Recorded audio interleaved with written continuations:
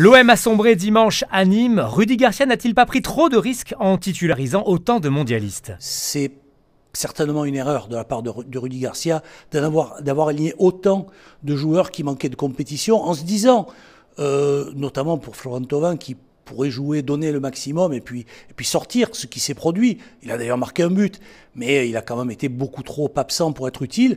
Le problème, c'est qu'au-delà de ces 4 joueurs-là, il y avait aussi Ocampos et Sakai, dont la préparation n'a quand même pas été complète, qui eux non plus ne sont pas à 100%. Ocampos a été totalement absent et Sakai a été très mauvais. Ça faisait très longtemps que l'on n'avait pas vu aussi largement dominé par un adversaire. Quant aux autres joueurs, ils n'ont pas non plus été à la hauteur, notamment Payet.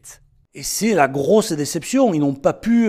Payet n'a pas tiré son équipe derrière lui. Alors, on peut peut-être penser que c'est la mauvaise forme physique des autres qui a influé sur son rendement. Il faudra donc se racheter dimanche face à Rennes, mais malheureusement, il y aura des absents.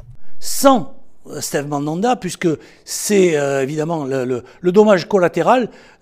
Peut-être qu'il n'était pas tout à fait prêt, peut-être qu'il a été mis dans de mauvaises conditions par sa défense particulièrement mauvaise dimanche soir, mais toujours est-il qu'il souffre d'une déchirure musculaire derrière la cuisse gauche et qu'il en a pour 3 ou 4 semaines. Il ratera même un match de rentrée des champions du monde français en Allemagne.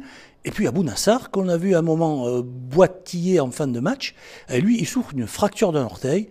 La durée de son absence est encore indéterminée.